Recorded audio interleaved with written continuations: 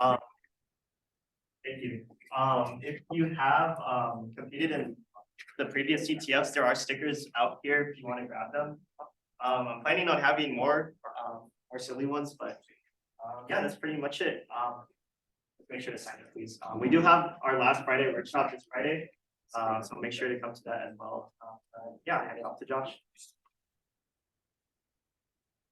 Hello everyone, my name is Josh Pagendla and welcome to Heads in the Cloud. The goal for this week will be for everyone to walk away with hands-on experience working with cloud technologies and the theoretical foundations necessary for you to expand on what you learned.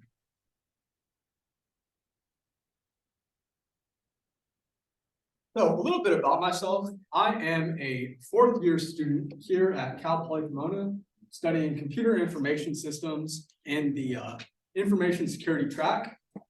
Here at Swift, I'm a PALS mentor and a swintern, currently focusing on projects and workshops that expand the knowledge base of members like yourself.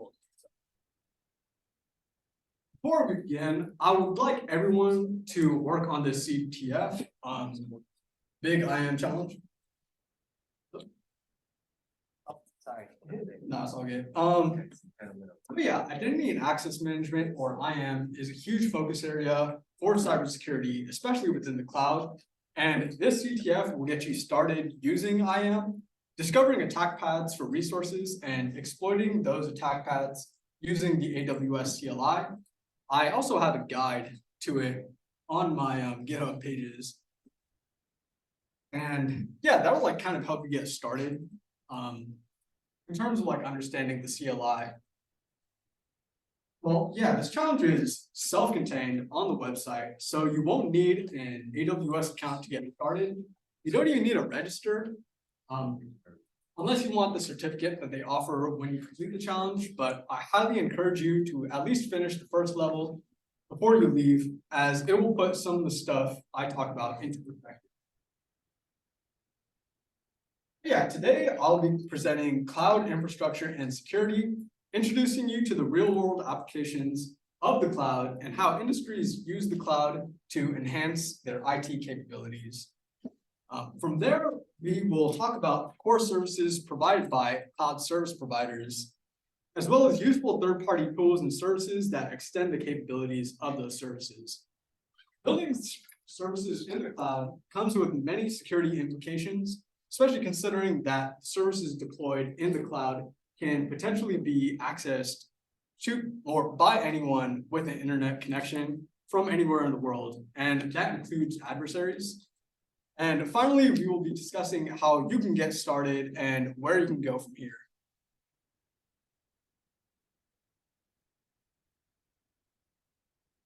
So let's begin with a brief overview of the key concepts that you will need to get started with cloud computing. What is the cloud? A cloud, in general terms, is a distributed system of servers that host infrastructure, platforms, and software, known as services. These systems of servers are hosted in data centers spread out across the world and allow cloud users to access services across or over an internet connection. Cloud computing refers to on-demand delivery of these services across networks. It isn't quite a technology unto itself, but really refers to the act of doing work across networks, whether you're at home, you're at school, you're at work, or even somewhere else. Cloud service providers like Amazon Web Services, Microsoft Azure, and Google Cloud utilize their data centers to offer a range of services, such as storage, computing, and networking infrastructure. These services also provide other things like platform as a service. I believe one example of this would be Databricks. That is a data analytics platform, also does machine learning as well. Kind of like a unified suite of services that they offer, and that also includes a software as a service, such as something like Netflix. You access it over an internet connection and gives you access to streaming video, movies, TV shows, other stuff like that. Yeah, some of the benefits of using cloud computing, they really center around two things. First, the cost efficiency of using someone else's resources and paying only for those resources. Note that this isn't the same as cost savings, as runaway costs from excess resource consumption or not using a best practices solution can eat away at your IT budget. And that's really where the efficiency comes into play. Using only what you need and spinning up resources that you need and spinning them down when you're done or you're not using them anymore. And cloud computing can be incredibly efficient in terms of scalability and elasticity. With an on-premises data center, you have a set amount of capacity that stays the same, whether you're using all of your capacity or none of it. Then comes the issue of when you need to increase your capacity based on usage, based on usage spikes. In the case of those usage spikes, you would have to order more equipment and keep it running even when those usage spikes end. So scalability refers to your ability to add resources as your demands increase and scale them down when you're done. If you have those same usage spikes in a cloud environment, essentially you could,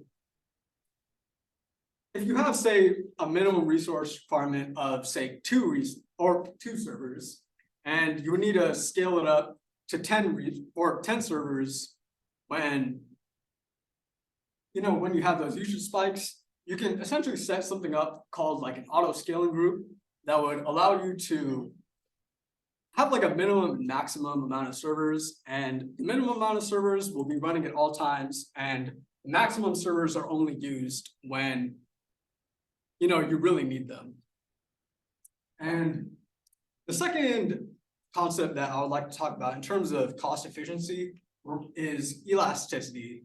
And that refers to your ability or a server's ability to expand or contract based on the level of resource consumption that server is subject to.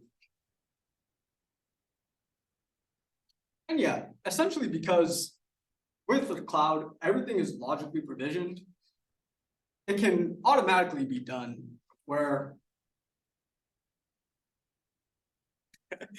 you can essentially tell your environment to grow or shrink based on usage. So the second benefit or category that you can see from cloud computing would be the usage of cloud native architecture. And that essentially comes from your ability to logically separate or decouple your services and manage them on an individual basis. And a really simple example of this would be a website or web application.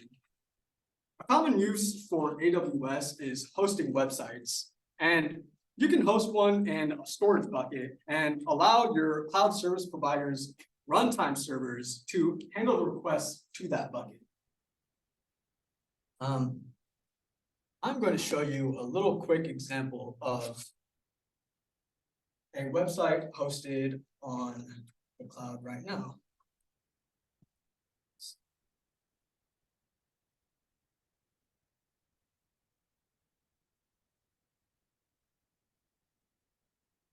So yeah, this is one of my mentees, Larry's website. His website's a lot better than mine. I mean, right now my website has like hello world on the top and that's it, just like black text. But yeah, essentially this website is all being run on an S3 bucket. There is no server running in the backend or no server that's logically provisioned to his account. It's all being hosted on a basic level. It's being hosted from an S3 bucket. And when I made that request to the S3 bucket by going to his website, it essentially served me back all the HTML, CSS, and JavaScript hosted on his website. Sorry for embarrassing me, Larry. Another benefit of the cloud native architecture is the distribution of servers globally. If your data center fails, the servers or the services and applications running on it are out until it is restored in a data center. With cloud, since your resources are logically provisioned, the cloud provider will switch your resources over to another data center if one of their data centers fails. And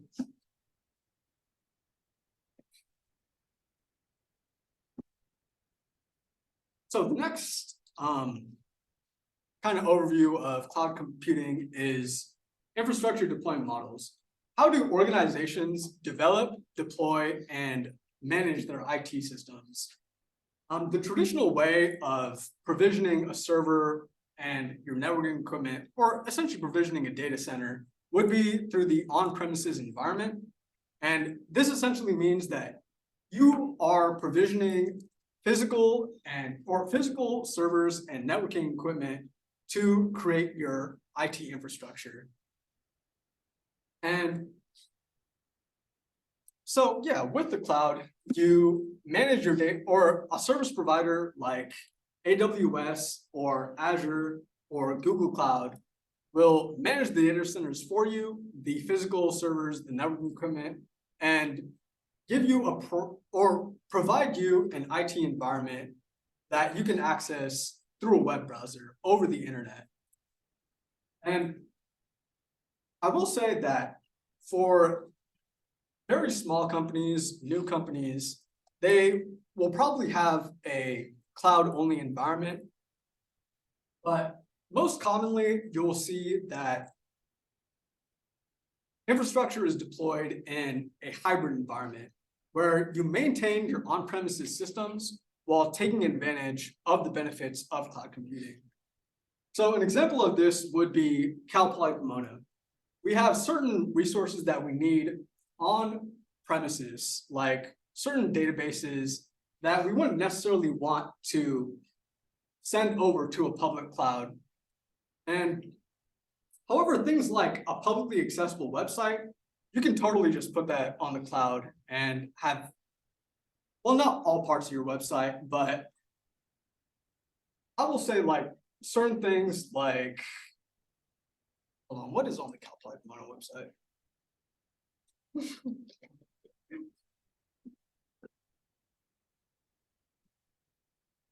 But yeah, just like general information, you can totally host that over the cloud. Some parts of it you can keep on premises, but in terms of resource spikes, you can take advantage of the benefits of cloud computing, things like the cost efficiency of scalability and elasticity, and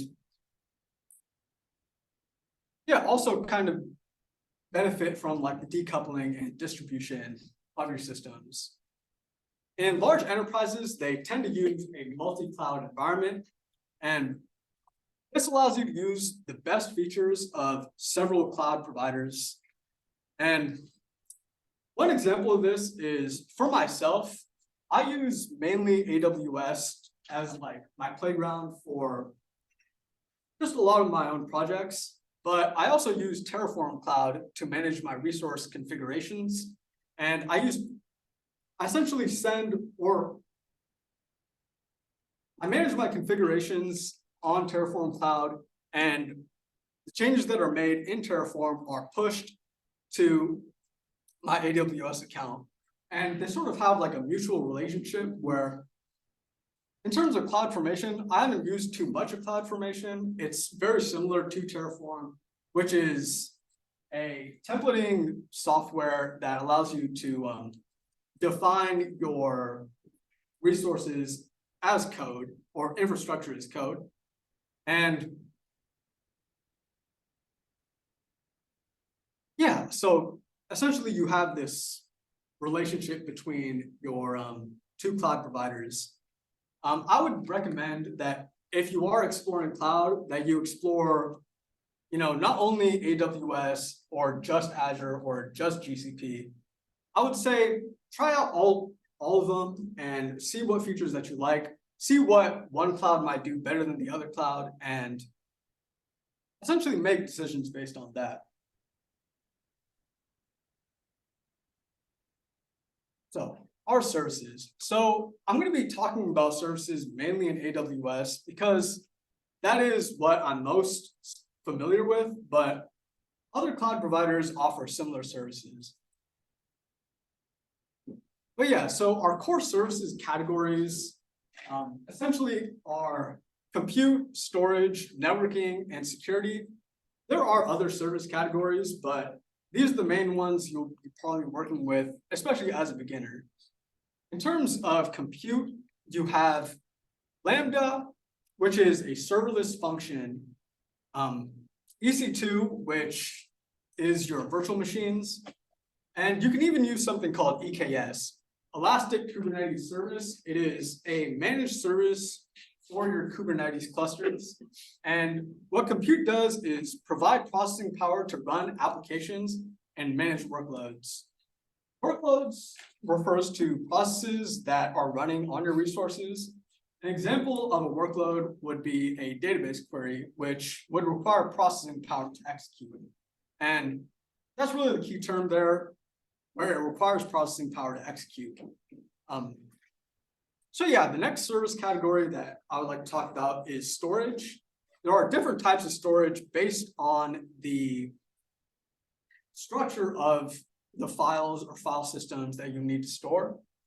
Some of these are S3, which is object storage, EBS, elastic block store, which is like a virtual hard drive, and EFS, elastic file system, which is essentially like a network file system. And this allows you to store, manage, access, and archive your data.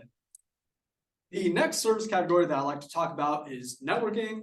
And some of the services that you'll commonly come into contact with are Route 53, CloudFront, and VPC, Virtual Private Cloud. Route 53 is AWS's DNS service. And CloudFront is a content delivery network, essentially gives you like edge location. I'm going to talk a little bit more about the ins and outs of each of these services a little bit later, but just kind of want to give you a brief overview.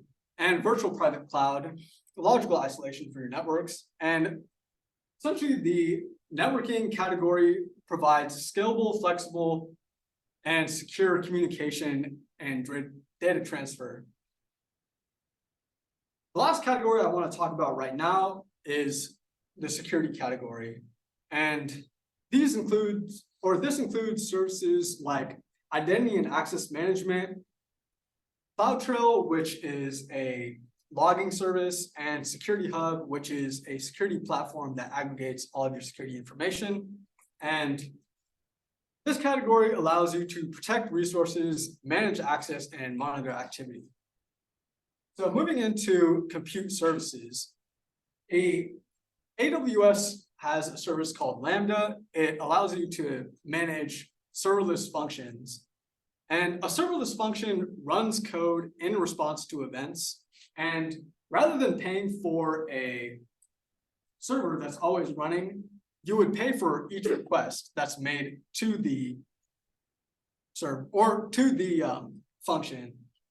Serverless refers to any applications that are hosted inside a logical container. They're only executed in response to a set event that would trigger the running of the application hosted inside the container. An example of an event would be an HTTP request that you make to a container, which would signal to AWS or AWS's runtime servers, the data centers that they run, to run the code and send you the result of whatever the application process. An example use case of this would be a document converter that you would self-host. If, say, for example, you want to convert a docx to a PDF, many of you guys probably use some type of service for that, but you can also do that through AWS Lambda. The second service that I want to talk about is EC2. That stands for Elastic Compute Cloud, and this offers reliable and resizable servers. and essentially you pay by the minute of using the server. The reliability comes from the fact that if your data center shuts down, or whatever data center that is running the EC2 virtual machine shuts down, the networking and like the networking settings and whatever you sent to your virtual hard drive on EC2 would be saved. And however, I believe that the ephemeral storage or whatever is operating in the random access memory would essentially be gone if that virtual machine fails.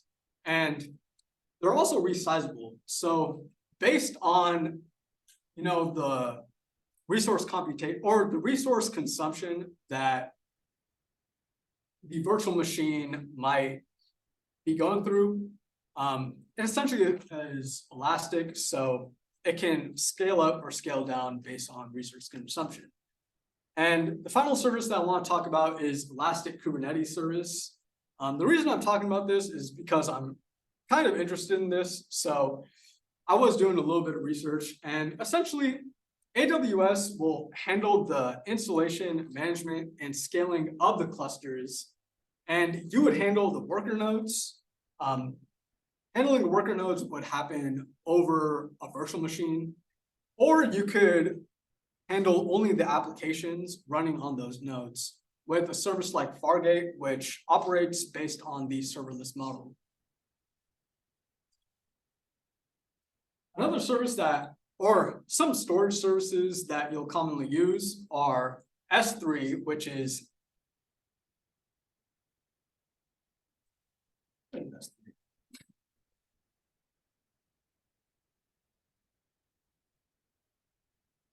a simple storage service. It essentially allows you to store basic files and serve over HTTP access. Elastic Block Store is another service that you might use. It essentially is a file drive for a dedicated EC2 VM.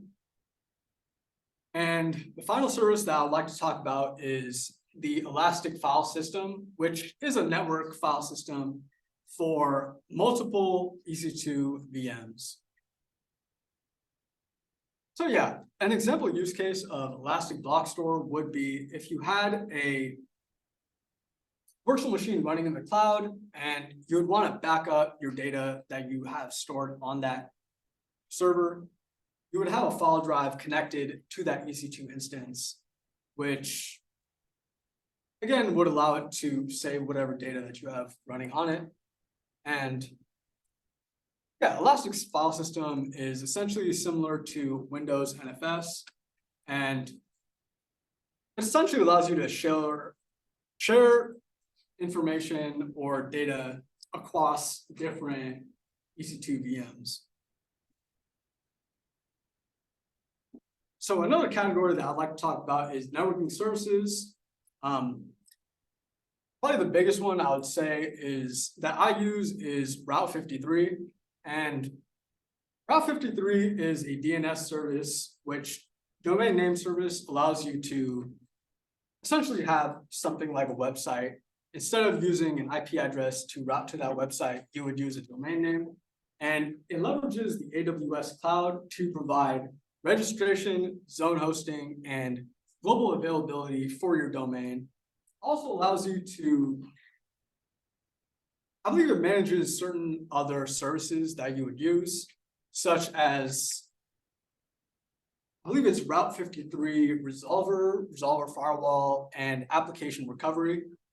And another service is CloudFront, a content delivery network, which allows you to securely deliver data with high transfer speeds and low latency using AWS edge locations to cache content closer to users. So AWS has a large number of data centers spread out across the world. And however, not all of these data centers are exactly super close to the end user. And yeah, so CloudFront uses edge locations to cache that content closer to the users and allows them to quickly get that data with low latency. Final service that I want to talk about within the networking category is virtual private cloud, or VPC, which allows for network segmentation. Virtual private cloud allows you to provision a logically isolated network to control IP address ranges, create subnets, and configure routing tables and network gateways.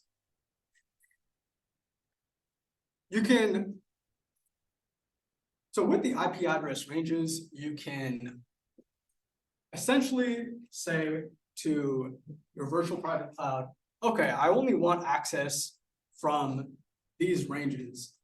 Like, I want access only from Josh's computer. Or it can say, okay, I only want to use these specific IP addresses. And creating subnets allows you to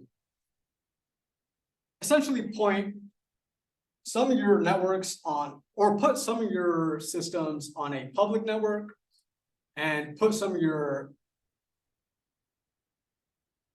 more core or more value, put some of your resources on a public network and put some of your resources on a private network that essentially only has access to certain IP addresses.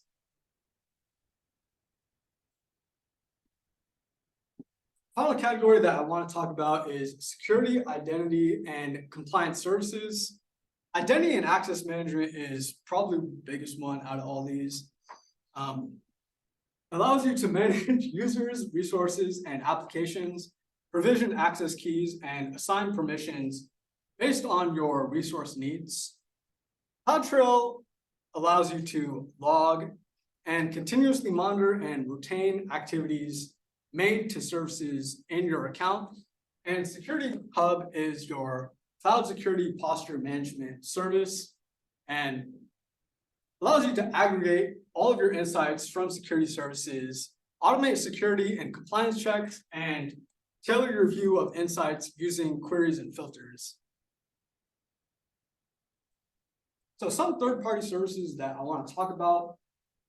As I said before, AWS does some things really well, but some of these services that I'm going to talk about specialize in what they do. And because they specialize in what they do and they provide more resources into developing these products, they essentially do a better job than Amazon Web Services. So the one thing I want to talk about is, or one thing I would like to talk about is Windows Server, which allows you to integrate Active Directory as part of your identity and access management. The way it does this is through something called federation. Essentially, whatever IAM or whatever Active Directory rules and configurations that you have, you can essentially map that over to your AWS account and essentially provide those more granular permissions to your identity and access management. Another platform that I would like to talk about is Databricks, which is a suite of data analytics and machine learning tools. If you're interested in data analytics, I would highly recommend you go into Databricks. I believe they natively integrate with AWS, and AWS offers similar services to Databricks. They offer data pipelines, they offer data lakes for storing your, I believe this stores a lot of different types of data. You're not just storing files, but you can store, or files of one type, say a PDF or a web page. You can store things like video, store things like audio, a lot of different things in a data lake. Data warehouses, and AWS does all these things themselves. However, Databricks offers everything under a unified platform, and yeah, they do it better. And a final service that I want to talk about that's offered by a third party to AWS over their marketplace would be CrowdStrike Falcon Endpoint Protection, and that would allow you to stop breaches to your resources with agent-driven detection and response. Security, that's what Swift does. So, who is responsible for security within the cloud? There are two categories of this responsibility. That would be security of the cloud and security in the cloud. Security of the cloud refers to how the cloud provider is responsible for securing its data centers and the services that they provide. And security in the cloud refers to your responsibility. You are responsible for the data that you store in the cloud. You are responsible for who can access the services and resources that you buy or use. And yeah, essentially how I would put it is a cloud provider is responsible for securing the services. However, you are responsible for securing the resources that you provision from those services. Some cloud security focus areas are identity and how you would secure identity within the cloud. You would implement things like least privileges, or limit access keys and audit and monitor your identity and access management user activity. Second category would be data security, ensuring that the data that you store within the cloud is in compliance to relevant regulations. If, say, for example, you are storing healthcare information, you want to store it in compliance with HIPAA. If you're doing business overseas in Europe, you probably want to store data in compliance with GDPR. Wait. Hey Josh, what's another regulation that is that requires compliance other than HIPAA and GDPR? California Consumer Privacy Act. The California Consumer Privacy Act. You want to do business in California? Better make sure that your data is in compliance with those relevant regulations. Third area would be network security. That's essentially making sure that your network resources are logically isolated using security groups and network access control lists, as well as for your web applications, you're using something like firewalls. Fourth area that requires security fourth focus area within cloud security would be preventative measures, essentially making sure that you have guardrails and secure service control policies in place that essentially prevent you from doing something wrong in the first place. Final area that I want to talk about is CI/CD. And CI/CD refers to continuous integration and continuous deployment. And that essentially just means that when you have a repository, sometimes instead of manually pushing it up to the cloud, you want to do it automatically. And a risk of having this done automatically is that sometimes, you could accidentally, have source code with vulnerabilities. You can have dependencies that are vulnerable to attacks, and your applications can also be insecure. So you'd want to have automatic testing and scanning. You'd also want to make sure that the access to the repositories that are pushing to cloud environments are controlled, and that you have secrets management in place. If you're pushing to a cloud environment, you would probably need to use an identity and access management key. So instead of using or pushing your access keys into the repository, you would use a secrets manager to essentially manage that for you. So yeah, getting started. All right, a starting point that I would recommend for anyone who's interested in cloud would be Well, first, creating an AWS account. Second thing I would say is build your own website. And finally, I would say there are some fun CTFs that you can try where you can penetrate or penetration test or pen test AWS resources. So yeah, creating an AWS account. Just make one. Early. No, there are best practices in place for your AWS account. You can find these at the Center of Information Security. They have a benchmark for AWS. Make sure that you're using the current one, which is 2.0. I believe they made that update 5 months ago. And yeah, some of the recommendations that they made, I only listed a couple, but there are a lot more on the benchmark itself. You want to maintain your contact details and enable security questions. That way, if something happens to your AWS account, you can always get access back to it. Make sure that there are no identity and access management access keys to your root account. Enable MFA with your authenticator app on a root account, and don't use the root account for administrative or daily tasks. It's a better practice to use an administrator account with a strong password. Essentially, make an account within your root account that essentially does not have access to your billing information, like your credit card or whatever that you tried to your AWS account. Building a website. So a project that I'm working on with my mentee, Larry, is the Cloud Resume Challenge.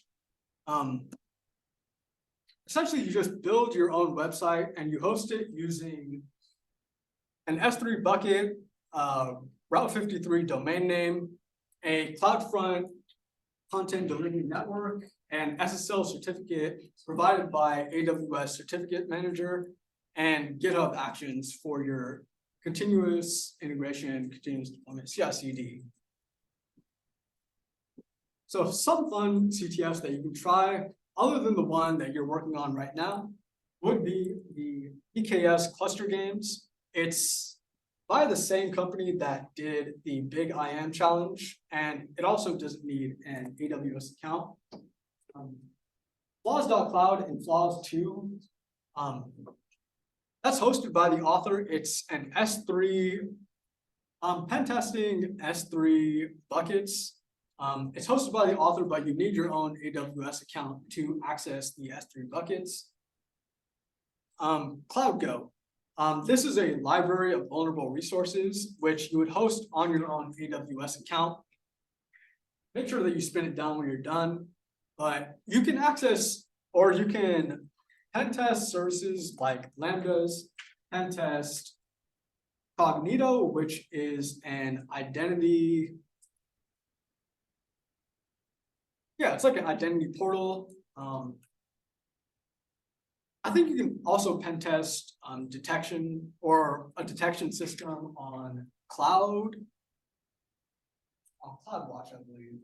But yeah, another one would be GitHub Actions Go, which is you don't need an AWS account for it, but you do need a GitHub account, and you would essentially pen test GitHub Actions or a CI/CD environment. And you can find more if you go to GitHub and you look up awesome, and then whatever you're looking for, say you're looking for more CTFs, you can go type in awesome CTFs in GitHub and you'll be able to find a resource list for CTFs. So I looked up Cloud Security Labs, and that's the one I came up with. And it has a lot of security labs, so I'd recommend that you check it out. But yeah, thank you guys. Who here has made it past the first level on the IAM challenge? No? Yeah. What would you like me to like, how much time do you have?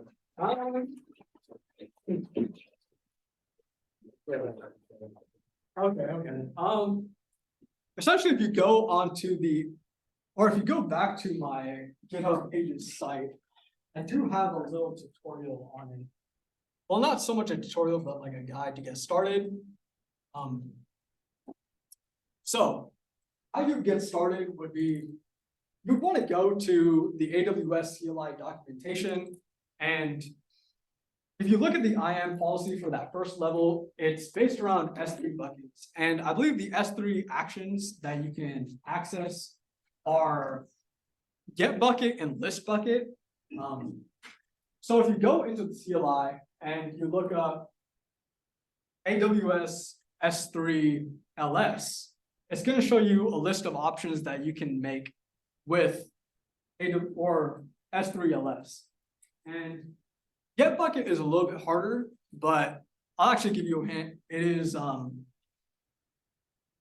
CP, S3 copy. That will allow you to get whatever S3 bucket that the S3 URL is pointing to. But yeah, thank you guys. If you have any more questions, feel free to DM me on Discord. But What's your Discord? I will show you. Yeah, thank you guys.